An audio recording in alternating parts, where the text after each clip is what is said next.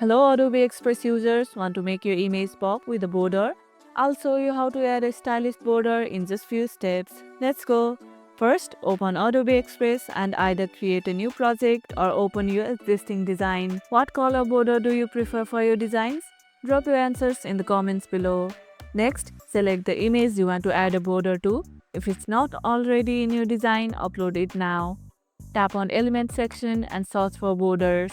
Here you will find different border styles to choose from: thick, thin, solid or dashed. Pick the one that fits your vibe. Feel free to change the border color too to match the overall theme for your design. And that's it.